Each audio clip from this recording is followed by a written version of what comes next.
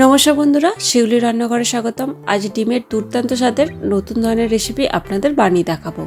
ভীষণই সোজা বানানো আর খেতে অসাধারণ হয়। আজ আমি বানাবো ডিম আলুর অমলেট কারি। এটা দেখতে যেমন সুন্দর, খেতে অসাধারণ হয়। একবার এভাবে বানিয়ে দেখতে পারেন। এটা বানানোর জন্য কি কি লাগছে আর কিভাবে বানাচ্ছি আপনারা স্কিপ না করে দেখতে থাকুন। এই রেসিপিটার জন্য কয়েকটা আমি ডিম ফাটিয়ে নেব। আমি এখানে মোট 5টা ডিম নেব।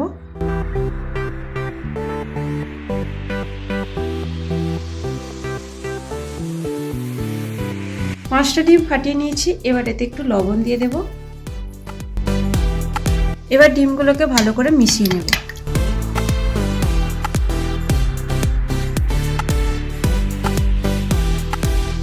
ডিমটাকে ভালো করে ফেটে নিয়েছি।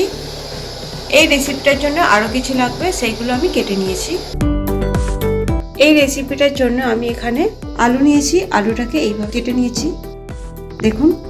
আর লাগবে রসুন, আদা, এটাকে আমি বেটে নেব। দুটো বড় সাইজের পেঁয়াজ কুচিয়ে নিয়েছি, কয়েকটা কাঁচা লঙ্কা চিড়ে নিয়েছি, আর লাগবে টমেটো কুচি। এবার আমি রান্নাটা শুরু করে দেব। একটা প্যানে সাদা তেল দেব। প্রথমে আমি ডিমটা ভেজে নেব।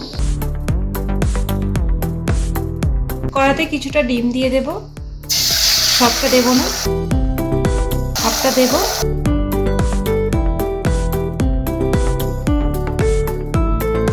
হালকা ভাজা পর্যন্ত অপেক্ষা করব।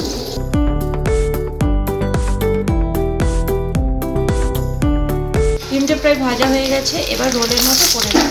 দেখুন এইভাবে একটু রোলের মতো করে নিতে হবে। দেখুন কতটা মোটা লাগছে ডিমটা।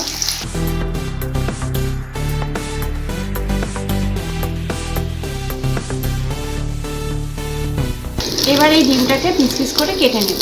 আপনারা চাইলে ছুরি বা খুন্তির সাহায্যে কেটে নিতে পারেন।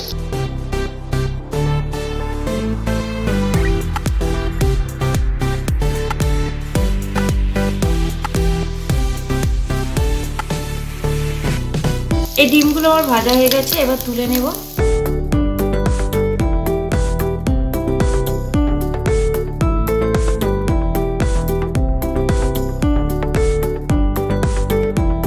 বাকি ডিমটা আমি এইভাবে ভেজে নেব।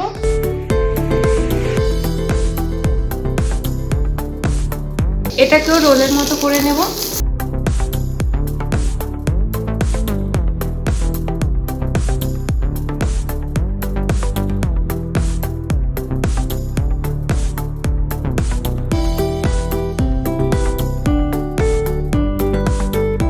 এটাও পিস পিস করে কেটে নিতে হবে।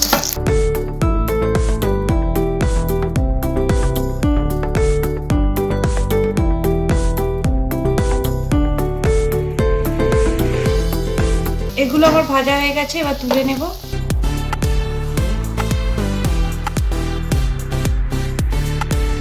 ডিমটা আমার ভাজা হয়ে গেছে, বাকি রান্নাটা আমি সেরে নেব। কড়াতে সাদা তেল দেব। তেলটা একটু গরম হয়ে গেছে, আলু দিয়ে দেব।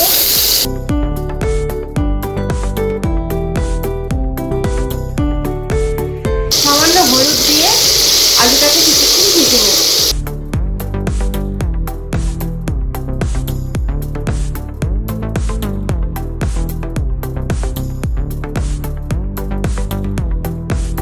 আলুটা একটু ভেজে নিয়েছি। এবার এতে পেঁয়াজ কুচি দিয়ে দেব। একই সাথে ভালো করে ভেজে নেব। আমি আর এখানে আলাদা করে ভাজলাম না, দুটোই একই সাথে ভালো করে ভেজে নেব। আপনারা চাইলে আলাদা করেও ভেজে নিতে পারেন। পেঁয়াজ আর আলুটা হালকা ভাজা ভাজা হয়ে গেছে।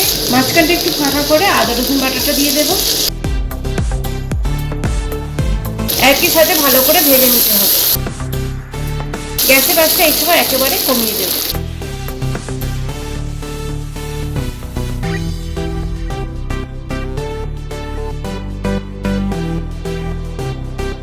সবকিছু হালকা ভাজা হয়ে গেছে। এবার এতে টমেটো কুচি দিয়ে দেব।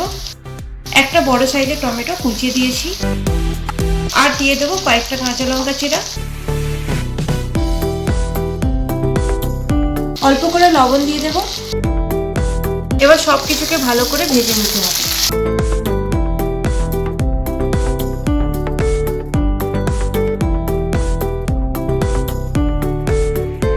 এবার এতে কিছু গুঁড়ো মশলা দিয়ে দেব। হলুদ গুঁড়ো, লঙ্কা গুঁড়ো, জিরে গুঁড়ো, ধনে গুঁড়ো, কাশ্মীরি লাল লঙ্কার গুঁড়ো। এবার মশলাটাকে ভালো করে কষে নিতে হবে।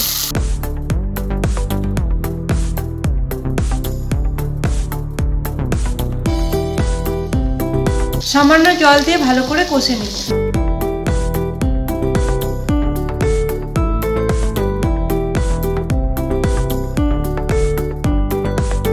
মশলা ভালো করে কষা হয়ে গেছে, তেল ছাড়তে শুরু করেছে। এবার এতে পরিমাণ মতো জল দিয়ে দেব।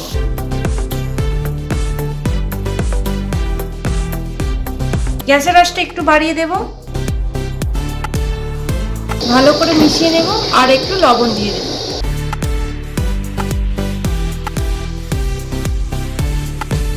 আগে যেহেতু লবণ দেওয়া ছিল, অল্প করে লবণ দিয়ে দেব।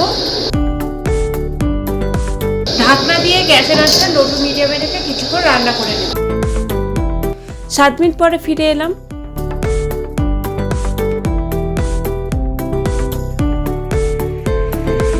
আলুগুলো সেদ্ধ হয়ে গেছে। এবার ভেজে রাখা ডিমগুলো দিয়ে দেব।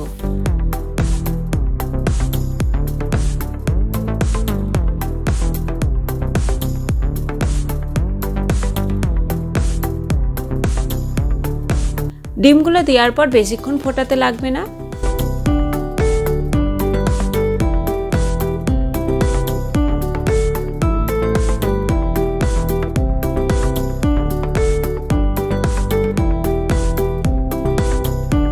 এই 2 মিনিটের মতো ফুটিয়ে নিয়েছি।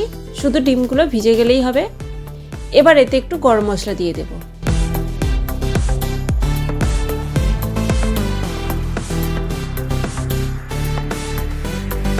গরম মশলাটাকে ভালো করে মিশিয়ে নিতে হবে। এটা কিন্তু আলু ছাড়াও বানানো যায়।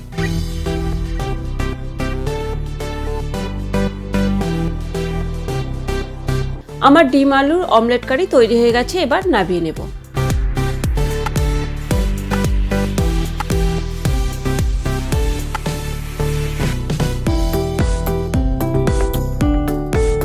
ডিম আলুর অমলেট কারি বানানো কতটা সোজা সেটাই আজ আমি আপনাদের বানিয়ে দেখালাম।